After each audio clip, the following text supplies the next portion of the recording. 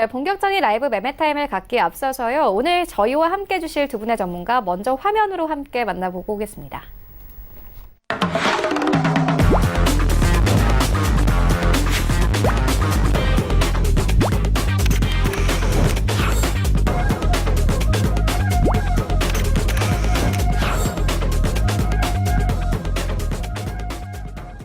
네, 오늘 저희와 함께 해주실 두 분의 전문가 하나금융투자 윤여민 팀장 그리고 서울제일투자연구소 홍기범 연구원 모셨습니다. 안녕하십니까?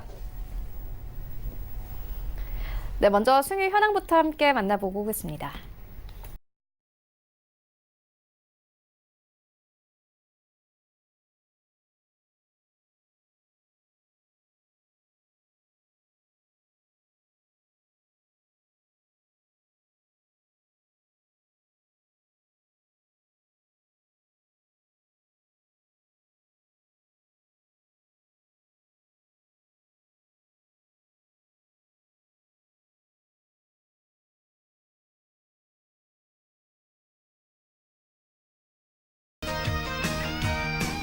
네, 홍기범 연구원의 수익률 탑5입니다. 5위부터 함께 보시면 신송홀딩스 올라와 있습니다. 5월 20일에 추천 의견 주셨고요. 수익률이 17% 넘으면서 목표가 터치했습니다. 그리고 4위에는 데이터 솔루션 올라와 있습니다. 6월 18일에 추천 의견 주셨고요. 수익률 24% 넘게 가져가고 있습니다. 그리고 3위에는 제로투세븐 올라와 있습니다. 수익률 49%가 넘었고 2위부터 함께 보시면 일단 목표가 터치된 후성 올라와 있습니다. 51% 이상의 수익률. 그리고 1위에는 본느 올라와 있는데요. 5월 21일에 추천 의견 주셨는데 수익률이 88%가 넘어가면서 목표가 터치를 했습니다. 네, 전체 수익률 탑 8입니다. 8위부터 함께 보시면 한정민 팀장의 진양화학이 8위권에 자리하고 있습니다. 5월 29일에 매수 의견 주셨고요. 수익률 44.8% 이상 가져가고 7위에는 반종휘 소장의 솔리드 올라와 있습니다. 4월 30일에 매수 의견 주셨습니다. 수익률 48% 이상 가져갑니다. 그리고 6위에는 홍기범 연구원의 제로투세븐 올라와 있습니다. 4월 30일에 매수 의견 주셨고 수익률 49% 이상 가져가고 있고요. 이 5위에는 반종미 소장의 동진세미캠 올라와 있습니다. 7월 2일에 추천 의견 주셨습니다. 역시나 딱 2주 됐는데 수익률이 51%가 넘었습니다. 그리고 4위에는 홍기범 연구원의 후성 올라와 있습니다. 7월 2일에 매수 의견 주셨고요. 51% 이상의 수익률, 목표가 달성이 됐고 조금 있다가 리뷰 들어보도록 하겠습니다. 1위부터 3위까지 함께 보시죠. 네, 3위부터 함께 보시면 반종미 소장의 ST 시스템 올라와 있습니다. 5월 21일에 매수 의견 주셨고요. 수익률이 70%가 넘었습니다. 2위는 신일섭 소장의 미스터블루 올라와 있습니다. 7월 5일에 매수 의견 주셨고 수익률 88% 이상 가져가고요. 1위에 새로운 종목이 올라왔습니다. 홍기범 연구원의 본느 올라와 있는데요. 5월 21일에 매수 의견 주셨고요. 약 2달 됐습니다. 수익률이 88% 이상 달성되면서 목표가를 터치했습니다. 다음 리뷰 들어보도록 하겠습니다. 홍기범 연구원께서 7월 2일에 후성을 추천해 주셨습니다. 최근 좀 핫한 종목이기도 한데요. 2주 동안 수익률이 51% 이상 가져가면서 2차 목표가 9,500원을 넘어섰습니다. 리뷰 들어보도록 하겠습니다. 네, 어제 상한가를 기록한 만큼 충분히 수익 실현해 주셔도 되겠습니다. 다만 아직 상승 모멘텀이 남아 있다고 판단되는데요. 일단 지난주죠. 일단 삼성전자 이재용 부회장은 일본 출장기를 마치고 삼성 사전단 회의를 긴급하게 소집하면서 불확실한 미래에 대응하는 장기 계획 수립을 당부했습니다. 그리고 한국의 불화 수소를 수출을 제한한 터키, 러시아, 중국 등으로 공급 거래선을 다변화하는 방안과 그리고 국내 소재 산업 육성도 방안하라는 검토하라고 지시한 것으로 전해졌습니다. 일본의 수출 규제가 해결될 기미가 보이지 않는 가운데 삼성전자와 SK하이닉스가 국산 에칭가스 테스트를 끝내고 반도체 생산 라인에 투입했다는 소식으로 후성은 어제 상한가를 기록했습니다. 일단 한 언론사 보도에 따르면 국산 불화 수소가 이번 한국의 생산 라인에 투입된 것은 이번이 처음이라고 밝혔는데요. 그리고 이때 수출 규제에 대응하기 위해 관계사들은 최근 동분서주한 움직임을 보이고 있는 가운데 특히 삼성전자 관계자들은 울산에 있는 후성 공정을 찾으며 후성의 불화 수소를 가져가 테스트를 끝냈다고 이렇게 전해졌습니다. 아무래도 당분간 일본 수출 규제가 일시적으로 풀리지 않을 것이라는 이런 조짐으로 국내 반도체와 그리고 디스플레이 제조 기업들은 불화수소를 기존 일본산에서 국산으로 교체하는 방안을 적극적으로 검토할 것이라고 예상됩니다. 뭐 단기적으로 어떻게 상한가를 기록한 만큼 뭐 등락폭이 약간 심해 변동성을 보이게 했으나 정부 역시도 반도체 소재에 적극적으로 투자하겠다는 방침을 보이고 있는 상황으로서 뭐 장기적으로도 수혜주로 손꼽히는 종목이라고 생각됩니다. 따라서 3차 목표가는 12,000원으로 설정하겠습니다. 네, 알겠습니다. 그리고 홍기범 연구원께서 또 본느 추천해 주셨는데 현재 1등에 자리를 하고 있거든요. 또 어제 또 장 마감하고 새로운 공시가 나왔습니다. 29억 원 규모의 3자 배상 유상 증자를 결정했다 이렇게 뉴스가 나왔는데 보니까 좀 직원을 대상으로 하는 것 같아요. 오늘 시장에 좀 어떤 영향 줄 거라고 보십니까? 네, 어제 장 이후 공시가 발표가 나온 만큼 일단 대규모 유상 증자로는 어느 정도 주가에 영향을 미칠 수 있겠지만 아무래도 29억 원으로 소요 규모이기 때문에 그리 큰 영향을 미치지 않을 것으로 판단됩니다. 다만 유상 증자를 진행한 만큼 앞으로의 사업성을 키우기 위한 움직임으로 보여지는데요. 최근 이 본느 주가가 하락장임에도 불구하고 주가가 쉽게 무너지지 않고 지켜내는 모습을 보이고 있습니다. 일단 기관과 외국인에서 수급이 지속적으로 좀 최근에도 계속 들어오고 있는 상황에도 포착되고 있고, 그리고 올해 1분기 매출은 전년 동기 대비 2배 이상 증가했고 영업이익은 3배 이상 증가했기 때문에 뭐 실적주로서도 뭐 장기적으로 보셔도 관심 있게 보시길 권장드리겠습니다. 그래서 홍기범 연구원의 3가지 종목 만나보도록 하겠습니다. 네, 제가 오늘 소개해드릴 종목은 실적과 테마를 동시에 가져갈 수 있는 종목들로 소개해드리겠습니다. 네, 첫 번째 종목은 이녹스 첨단 소재입니다. 이녹스 첨단 소재는 기존 이녹스에서 IT 부분이 인적 분할되어 재상장된 업체입니다. 투자한 포인트로는 주력 제품이 중소형 올레드 및 반도체 공정 소재 경쟁 업체가 일본 업체들이기 때문에 소재 국산화 수혜가 가능하고 높은 실적 가시성도 매력적입니다. 먼저 동사의 사업부를 살펴보면 이노플렉스, 스마트플렉스, 그리고 이노셈, 이노레드로 나누어져 있는데 이노플렉스는 FPCB 소재, 그리고 스마트플렉스는 디지타이저 및 방열 복합 시트와 같은 첨단 신소재, 그리고 이노셈은 반도체 패키징 소재, 이노레드는 OLED 봉지 필름 등을 제조하고 있습니다. 현재는 전방 산업이 FPCB에서 반도체와 OLED로 다변화되면서 성장하는 중입니다.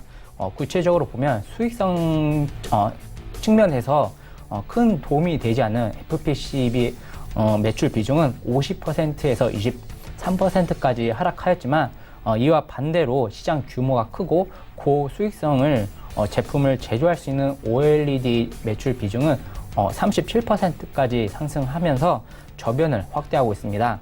또한 국내 1위 스마트폰 제조사인 고객사를 확보하고 있어서 글로벌 스마트폰 트렌드가 향후 폴더폰으로 넘어가게 되면 관련된 소재 매출이 증가할 전망입니다. 그리고 OLED TV 후면에 채용되는 봉지 필름 매출은 지속적으로 성장하고 있고 2019년 하반기부터 국내 1위 디스플레이 업체의 광저우 공장에 공급하게 되면 이노레드 사업부는 전년 대비 30% 성장할 것으로 보입니다.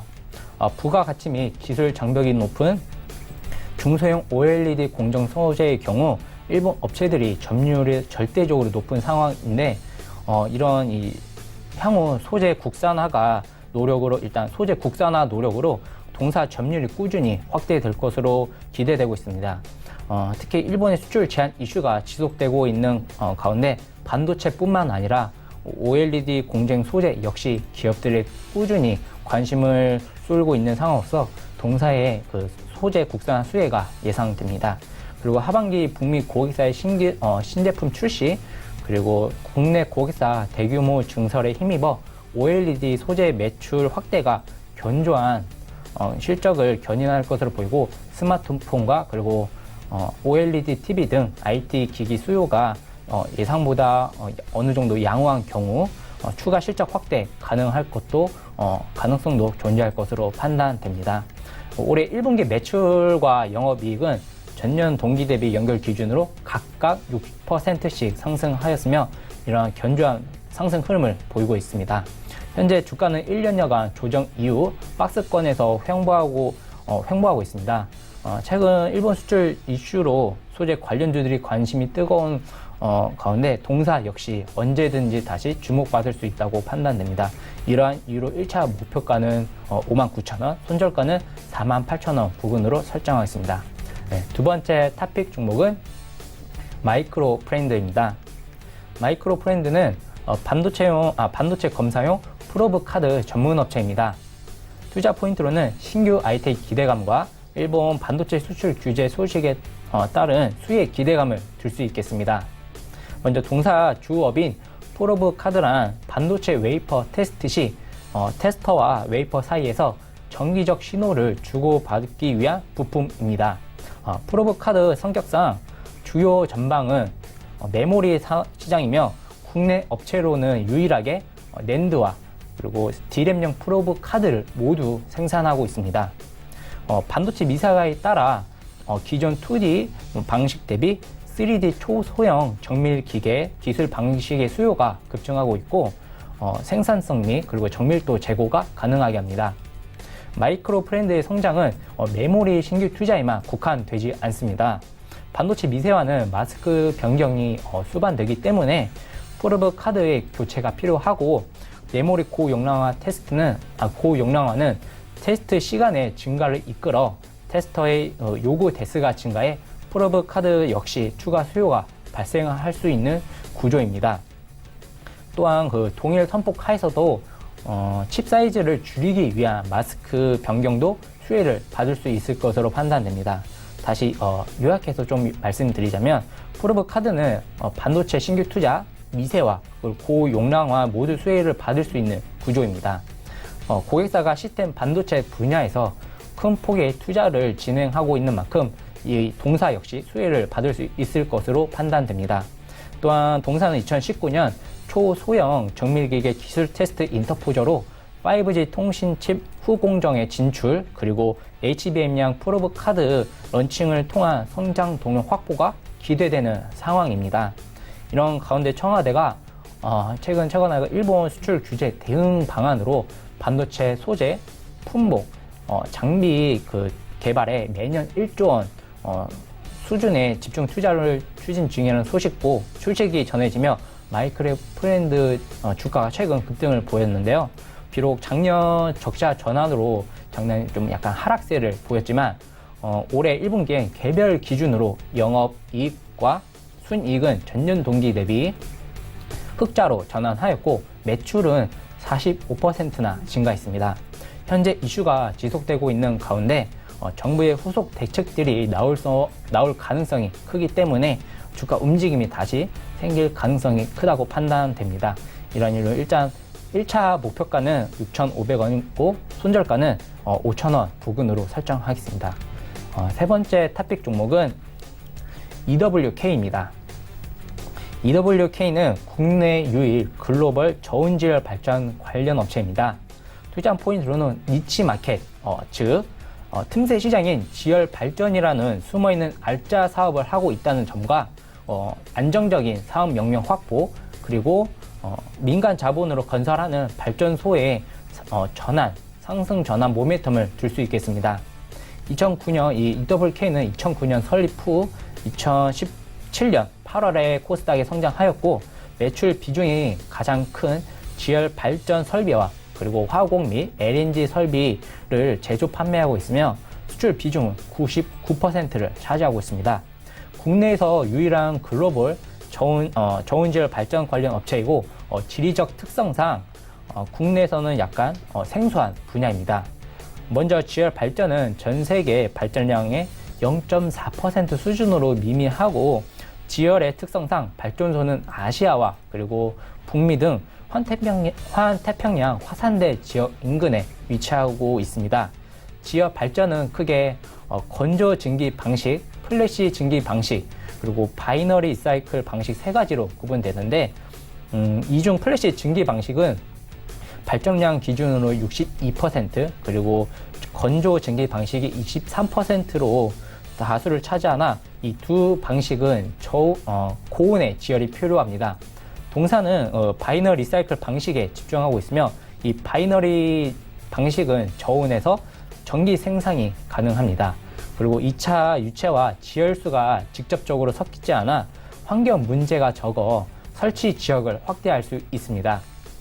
바이너리 방식은 오맛, 그리고 터보덴, 엑서지 등 메이저 업체가 90% 이상으로 과점 중인데 이 동사는 2010년부터 오맛, 그리고 2014년부터는 엑서지 제품을 납품하며 성장하였습니다.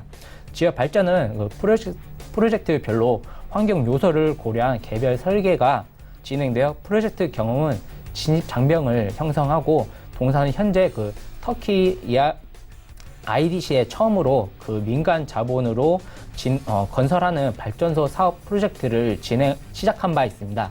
이 프로젝트는 12에서 15메가와트 규모이고 향후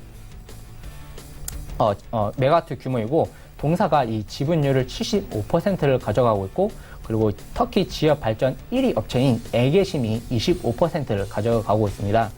이 프로젝트에서 향후 30년간 100억 원의 정도의 매출이 발생할 것으로 보이고 있습니다.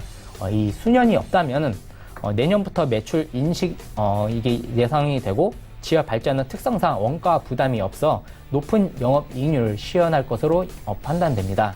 다시 한번 설명드리자면 이 동사의 높은 설계 능력이 요구되는 지역 발전 부분의 진입 장벽으로 글로벌 메이저 업체와의 과점적인 관계가 형성되었다고 판단되고 안정적인 사업 영역 확보와 그리고 민자 사업자로서의 중장기 안정적인 성장이 전망됩니다.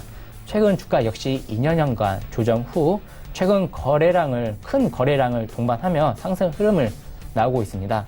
최근 주가 급등과 관련된 중요 공시사항은 없지만 앞서 설명드린 대로 내년부터 매출이 구체화되는 만큼 동사에 대한 관심이 필요할 것으로 판단됩니다. 그리고 이러한 이유로 1차 목표가는 5,700원, 손절가는 4,600원으로 부근으로 설정하겠습니다. 네, 지금까지 만나본 종목들 화면으로 함께 정리해보고 오도록 하겠습니다.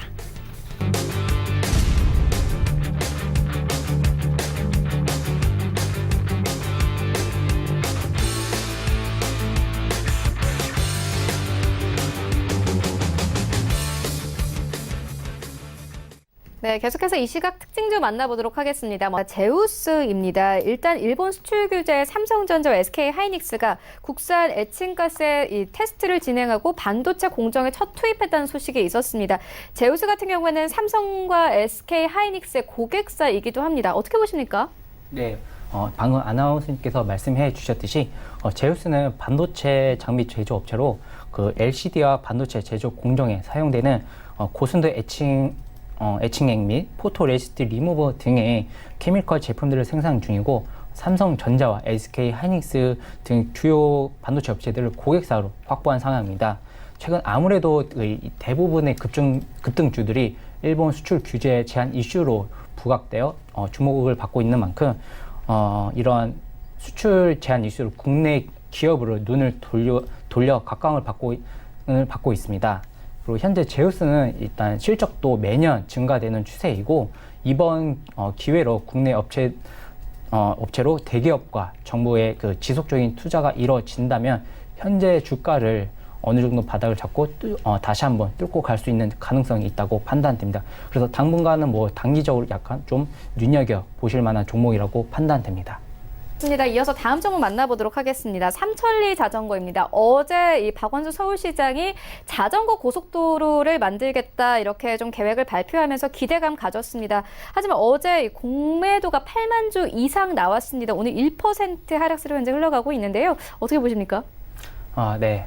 일단 박원순 서울시장은 이런 중남미 순방 중 14일에 콜롬비아 보고타의 시클로비아 현장을 찾아 이 자리에서 향후 보행자와 물리적으로 분리돼 자전거만을 위한 별도로 전용 도로를 일명 자전거용 고속도로를 만들겠다고 마스터 플랜을 계획을 발표한 바 있습니다. 서울시는 이 올 하반기에 3억 원을 들여 타당성 용역을 진행하고 마스터 플랜을 수립할 계획인데요.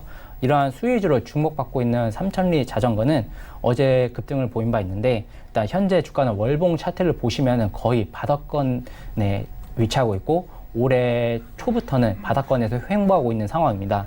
일단 특히 바닥권에서 장대 양봉이 나왔고 어제만 해도 거래량이 평소 대비 거의 50배 이상이나 엄청 큰 거래량이 나왔기 때문에 당분간 그때 공매도가 약간 뭐 비중이 실리긴 실렸지만 당분간 유념 있게 보시길 권장드리겠고, 다만 그 작년부터 올해 1분기까지 적자가 지속되고 있는 만큼 일단 장기적인 관심이 아닌 단기적으로 관심 있게 유념 있게 보시길 권장드리겠습니다. 네, 알겠습니다. 지금까지 하나금융투자 윤여민 팀장 그리고 서울제일투자연구소 홍기범 연구원과 함께했습니다. 고맙습니다.